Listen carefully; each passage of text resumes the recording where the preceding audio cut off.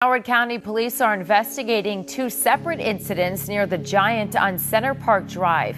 A man found shot to death in a car early Saturday morning, and then less than 24 hours later, two teens found shot and injured in the same area. Around 2:15 Saturday morning during a routine patrol, the Howard County Police Department says officers found a man in his 20s shot, killed, and left in a car behind an office building on the 8800 block of Center Park Drive. County police are out with the subject, bleeding from the head. Police don't know when this shooting happened or why.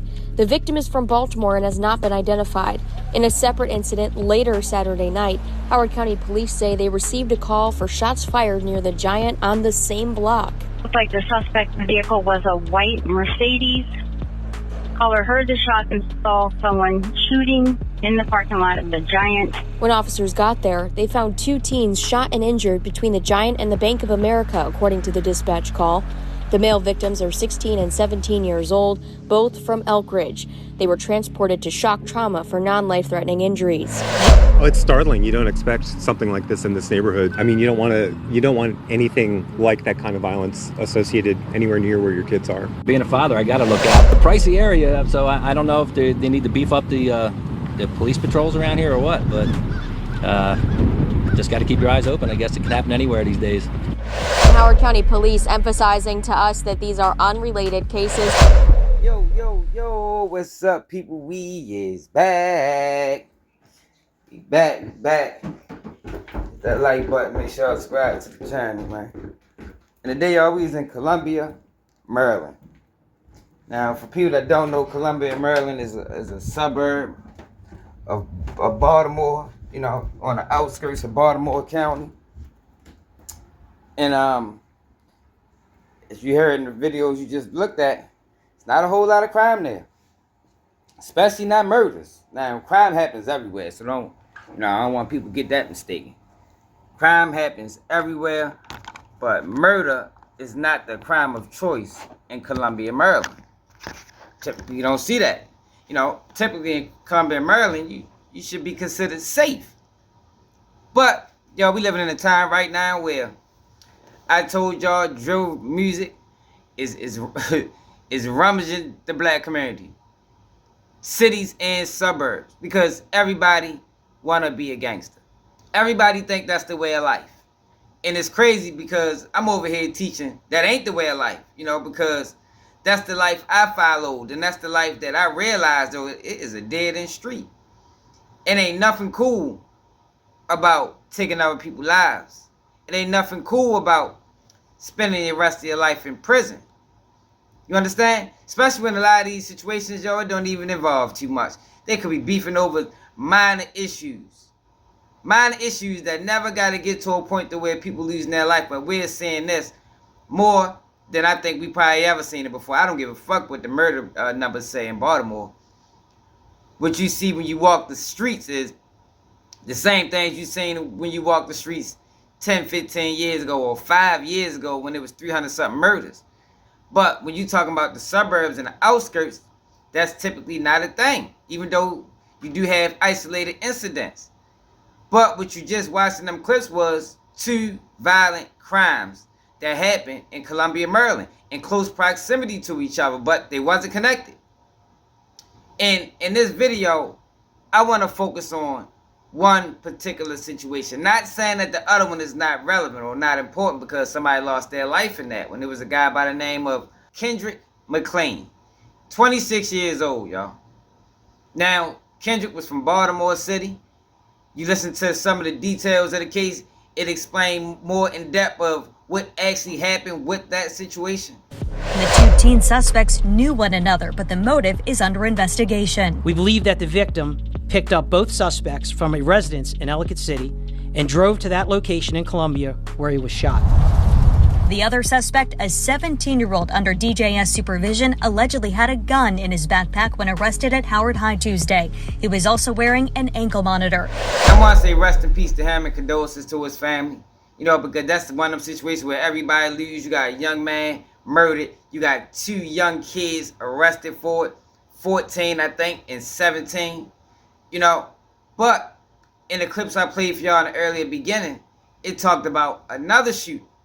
And this shooting happened at a strip mall or a shopping center in Columbia, Maryland. I actually am familiar with that shopping center. I actually, at one time in life, my first job was actually that giant supermarket. Crazy situation. 2 people, y'all, was hit by a gunfire in that situation. Both teens, I think 16 and 17 or 15 and 17. But y'all, the details of what Howard County Police Department is saying as to the cause of that shooting is insane. Check it out. A Howard County woman is facing charges in connection with a shooting that left 2 teenagers injured. That shooting happened just days after her son was robbed. Fox 45's Jeff Abel has a closer look at the charging documents. Well, there is still a lot of missing pieces to this puzzle, but tonight, a mother who went to police for help is charged with attempted murder herself. It was 3 months ago when a Columbia teenager was beaten and robbed at gunpoint. The video posted on social media. The attack prompted the teen's mother to fight for justice. She called on neighbors, school leaders, and the Howard County Police for help. She gave all of her information, and unfortunately, Howard County decided that they were too busy. Court documents show the victim's frustrated mother left police with another message, insisting that if nothing happens by Monday, she's just going to take the next steps. When the reality is she went to law enforcement and said this: if you don't do something about what has happened to my son, I'm going to go to the media. That's what she said. Just hours later, outside this Columbia supermarket, bullets began to fly. 2 teens were injured, and when police reviewed surveillance video, officers noticed a familiar vehicle. In court documents, officers write it was determined the white Mercedes SUV suspect vehicle entered the parking lot prior to the shooting and exited the parking lot after the shooting. The shooter got back into the rear passenger seat following the shooting. Detectives have not identified the gunman, but insist a bumper sticker on the back of the suspect's vehicle matches a vehicle belonging to Denibe Traora, the mother whose son was attacked weeks earlier. She's now charged with attempted murder. It appears that this detective has now taken this woman's sorrow and her sad story and turned her into an accused. Charging documents say officers also tracked the suspect's cell phone to the area of the shooting. She absolutely was not at the scene of a shooting. Latoya Francis Williams is representing the suspect and insists her client had no involvement with the shooting. She has been open and honest with law enforcement. She has been an open book. She has provided all the information that she can provide, and she gets hit like a ton of bricks. Neither of the gunshot victims outside the supermarket are believed to be involved in the beating of the suspect's son. But now, his mother, who was fighting for justice for her son, is fighting for justice for herself. My client had nothing to do with these shootings in Howard County. Unfortunately, her family were not just victims of crime, but they've been victims of the system as well.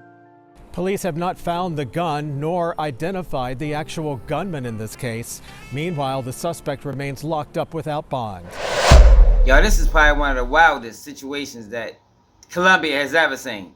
For real. Like, what Howard County Police Department is saying is that this mother, whose child was getting abused or picked on in school, beat up, looked like they tried to rob him, was actually behind this shoot one way or another. Not saying that she was the actual trigger puller, but they saying she may have been the driver, or maybe she wasn't. But this is one of them situations, y'all, where police departments not doing their job. And I'm surprised to see this from Columbia, Maryland, because from everything I know, they aggressive. They'll pull you over for next to nothing just for being black out that bitch in certain areas. So now you got a situation where a parent is screaming out for help and they don't help. Nothing happens. So much so that if you let Howard County Police Department talk about it, or if you take their series of events as fact, she had to take matters into her own hands. And this is a mother, y'all, that was very invested in her kids. You know, I went to her Facebook page. Looked like they took a lot of trips together, spent a lot of time together. This is a mother that looked like she's doing it all on her own. I don't know where the father's at. But to be placed in a situation where you got to defend your child one way or another, you try to go about it the right way doesn't seem to work. And if you let them tell it, now she took matters into her own hands, and that's an issue as well.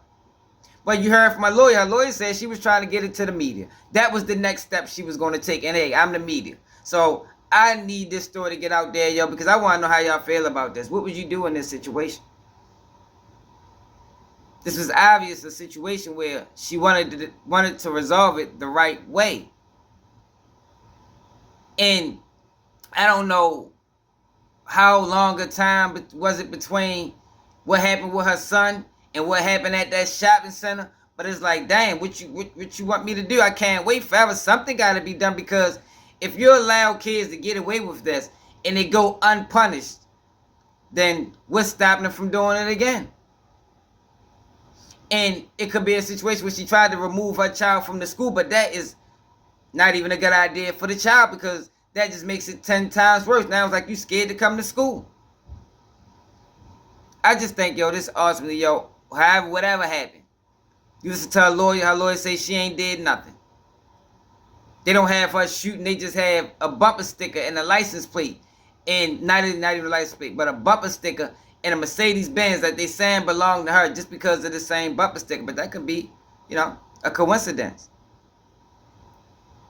What do I hear from y'all, man? What would you do in this situation? What if you do in a situation where your child was beat up on camera and you tried to do everything in your power to resolve it peacefully, and it just seemed like they wasn't moving at all, or at least moving at a pace that you thought was acceptable, being as though the viciousness of the situation or the seriousness of the situation?